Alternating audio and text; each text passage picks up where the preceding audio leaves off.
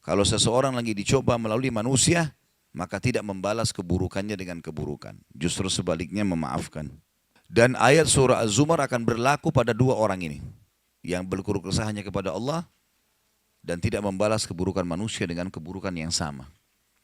Yang Allah bilang tadi Az-Zumar, sesungguhnya hanya orang-orang yang bersabarlah yang dicukupkan pahala mereka tanpa batas. Tanpa batas.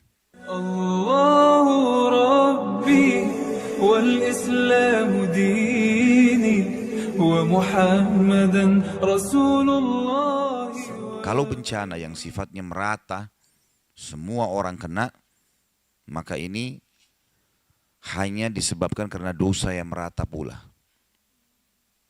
Kalau di satu komunitas masyarakat itu tersebar perzinahan, tersebar riba, tersebar segala macam, jangan heran kalau datang cobaan-cobaan, bencana maksud saya, bencana yang besar, banjir, longsor, apalah itu pasti datang. Kalau sudah merata dan tidak ada yang luruskan itu pasti terjadi. Dalilnya tidak ada dalam buku kita, ditulis surah Hud, surah nomor 11, ayat 117. Surah Hud, surah nomor 11 ayat 117. Sudah buka? 117. A'udzu billahi minasyaitonir rajim. Wa ma kana rabbuka liyuhlikal qura bidzulmin wa ahluha muslihun. Dan tidak akan pernah Tuhanmu membinasakan satu negeri sementara penduduknya berbuat kebaikan.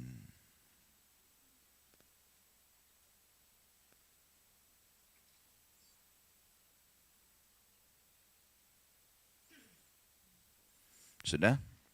Kita pindah dari selanjutnya surah Al-Qasas. Jadi perhatikan tadi Hud itu 117, bukti nyata Allah menjanjikan kepada kita dan Allah tidak akan pungkiri janjinya. Tidak mungkin bencana datang sementara penduduk negeri itu bukan masih beriman. Muslihun itu berbuat kebaikan, kepatuhan. Artinya mereka berbuat kebaikan-kebaikan. Jadi nggak mungkin kalau kita patuh, kita sholat, kita ibadah segala macam, kemudian datang bencana, nggak mungkin. Kalau kita lihat Indonesia sekarang datang bencana, tapi masih belum merata ya. Ada banyak wilayah yang kena. Ini karena masih berimbang antara orang yang berbuat salah dengan orang yang berbuat baik. Tapi kalau merata, hampir seluruh negeri, seperti kita tahu negerinya kaum Lut. Satu negeri mayoritasnya homoseksual. Allah binasakan sekalian. Ya. Kaum Saleh, kaum Samud, kaumnya Nabi Saleh. Satu negeri semuanya pencuri, curang dengan timbangan. Mereka sudah saling tahu ini, saling mencuri. Sampai suami istri pun sudah tidak saling tenang. Karena bisa ditipu oleh pasangannya. Dinasehatin nggak mau, dibinasain sekalian. Dalil yang selanjutnya surah Al-Qasas, surah nomor 28, ayat 58 dan 59. Al-Qasas 28, surah nomor 28, ayat 58 sampai 59. Ini rajin nulis karena mau ditanya atau mau ilmu ini? Hah? Saya lihat Masya Allah sekarang, wah rajin nulis. Nanti Tommy pertemuan akan datang, jangan taruh buku di sini. Saya mau lihat nulis nggak? Ilmu ini ya, untuk diterapkan dalam kehidupan, bukan karena buku. Baiklah, Alhamdulillah. Jangan ada yang tersinggung, karena kalau tersinggung berarti kena itu ya. Nggak tersinggung kok, tapi mukanya cemberut ya. Baik, kita baca surah Al-Qasas 28 ayat 58 dan 59. Saya bacakan 58-nya. A'udzu billahi minasyaitonir rajim. Wa kam ahlakna min qaryatin batirat ma'isyataha fatilka masakinuhum lam tuskam min ba'dihim illa qalila wa kunna nahnul warithin. Dan berapa banyak penduduk negeri yang telah kami binasakan. Banyak yang Allah SWT sudah binasakan. Ini diceritakan sebagian kecil yang sudah bersenang-senang dengan kehidupan mereka. Berfoya-foya, ya, zina sana sini, mabuk, segala macam mereka lakukan. Maka itu lihat tempat-tempat kediaman mereka yang tidak didiami lagi sesudah mereka. Kecuali sebagian kecil, ada sebagian orang yang masih menempati, tapi sudah tidak ada. Paling pun cuma jadi kenangan sejarah. Kayak kita tahu misalnya Madain Saleh yang ada di Saudi, yang tempatnya kaum Saleh. Ada sekarang kita bisa lihat tempatnya mereka, atau mungkin yang di Jordania yang dianggap itu juga bagian daripada kemungkinan di situ juga tempatnya karena masih diterka-terka oleh banyaknya ahli sejarah gitu kan. Di Petra itu juga sama. Tapi kita cuma bisa lihat paling dijaga oleh pemerintah. Makanya Allah mengatakan lihatlah tempat kediaman mereka tidak ada lagi yang huni. Mereka punya dulu suri foya-foya, mereka nyanyi-nyanyi, mereka nari-nari segala macam. Tapi lihat tempat tinggal mereka, tinggal kenangan. Dan tidak ada yang ditinggali kecuali sedikit. Maknanya adalah hanya jadi kenangan sejarah. Dan kami adalah pewarisnya. Kami ambil alih tempat mereka. Udah, jadi bagian dari bumi kembali. Ayat 59. Wa ma kana rabbuka muhlikal qura hatta yab'atha fi ummiha rasulan yatlu alaihim ayatina. Wa ma kunna muhlikil qura illa wa ahluha zalimun. Perhatikan baik-baik ayat ini. Dan tidak ada Tuhanmu, hai Muhammad, mustahil Allah membinasakan kota-kota sebelum dia mengutus ke kota-kota tersebut Rasul yang membacakan ayat-ayat kami kepada mereka. Pasti sampai dulu peringatan. Allah enggak, walaupun negeri itu zalim, tapi belum ada orang yang menyampaikan kebenaran, maka Allah belum binasakan. Orang-orang Quraisy itu menyembah berhala, udah lama. Dari zamannya Amr bin Luhai, ratusan tahun sebelum lahir Nabi Muhammad SAW. Tapi memang belum ada yang sampaikan kepada mereka masalah itu. Sampai Allah lahirkan di kota mereka Nabi Muhammad SAW, didakwahi 13 tahun, sampai Nabi diusir dari Mekah, masih mendakwahi dari Madinah 10 tahun, tidak mau juga, udah sekalian Allah Subhanahu wa ta'ala hukum. Tapi karena mereka membuka diri 10 tahun, tahun 10 Hijriah, tahun 8 Hijriah, awal tahun 9 Hijriah, Nabi SAW menyerang mereka, akhirnya mereka takluk dan dikuasai, banyak masuk Islam. Ya sudah, mereka menerima hukum Allah, maka Allah Subhanahu wa ta'ala tidak jadi hukum. Dan tidak ada Tuhanmu membinasakan kota-kota sebelum dia mengutus di ibu kota atau di kota tersebut seorang Rasul yang membacakan ayat-ayat kami. Dan perhatikan penutupan ayat. Dan tidak pernah pula kami membinasakan kota-kota kecuali penduduknya dalam keadaan melakukan apa? Kezaliman. Enggak mungkin Allah binasakan kalau tidak berbuat kezaliman. Maka ini perlu digarisbawahi. Harus ada penyebab dulu. Para sahabat mengatakan, kami sangat tahu dan sadar kalau kami akan memenangkan peperangan melawan musuh kalau kami sudah dengar dalam benteng musuh mereka mencaci maki Allah dan Rasulnya. Betul mereka orang kafir, didakwahi, dikepung, tapi masih terjadi perang manusia biasa. Kapan kemenangan Allah datang? Justru kalau makin memuncak kejahatan mereka. Kami tahu kami akan menang, justru kalau kami dengar cacian dari benteng musuh kepada Allah dan Rasulnya. Kapan mereka mencaci maki itu sudah selesai. Besok kita menang tuh. Seperti itulah. Karena ada kezaliman yang terjadi yang luar biasa, maka Allah binasakan. Jadi ini dalil-dalil berhubungan dengan masalah bencana. Kita pindah ke dalil selanjutnya, kembali ke buku kita. Tadi itu kita ambil dari Al-Baqarah 155 ya. Kita rincikan tentang masalah perbedaan antara ujian, cobaan dan bencana. Serta dalil masing-masing. Selanjutnya Imam Nawawi rahimahullah menyebutkan dalil yang ketiga dalam bahasan bab sabar ini. Dalil tentang pentingnya sabar dan diperintahkan dalam agama, surah Az-Zumar ayat 10. Az-Zumar ayat 10. Di buku kita ada ini. A'udzubillahi minasyaitonirrajim. Innama yuwaffas sabiruna ajrahum bighairi hisab. Sesungguhnya hanya orang-orang yang bersabarlah yang dicukupkan pahala mereka tanpa batas. Termasuk puncak sabar, kalau berhubungan dengan hukum Allah, tidak berkeluh kesah kecuali kepada Allah. Itu puncak kesabaran. Puncak kesabaran dalam hubungan dengan Allah, misal Allah kasih penyakit, ya, berhubungan dengan Allah, tidak berkeluh kesah kecuali kepada Allah.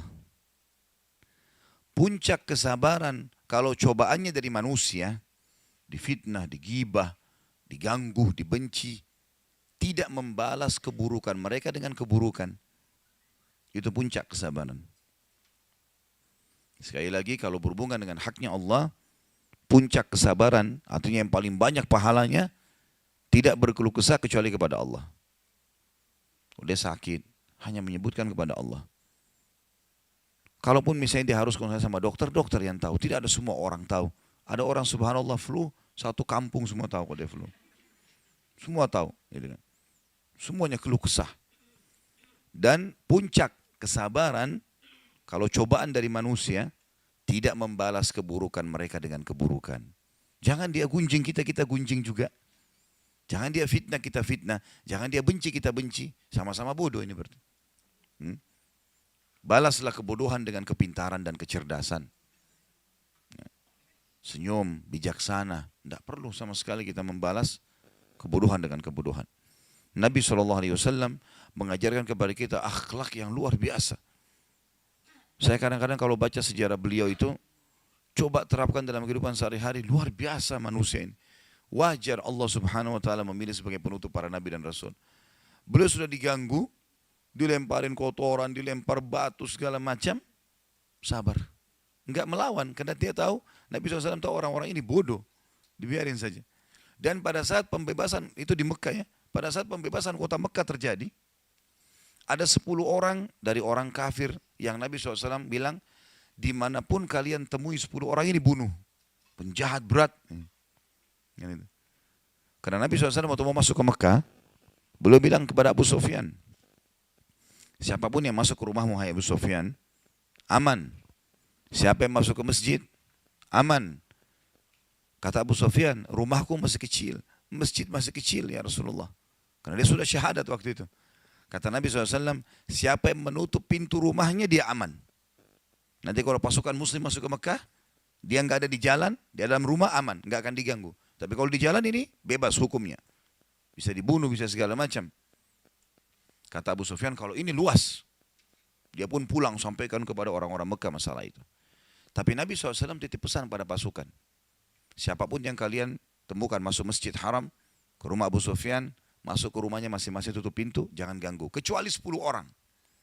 Ini 10 orang harus dihukum. Jahat sekali. Ternyata dari 10 orang ini, Bapak Ibu sekalian, yang terbunuh hanya 3 orang. Karena mereka pun pada saat bertemu dengan Nabi SAW tidak mau minta maaf. Sombong sekali. Yang 7 orang masih dimaafin. Karena mereka minta maaf dan masuk Islam. Termasuk adalah Wahsy yang membunuh paman Nabi SAW di perang Uhud. Yang menombak Hamzah.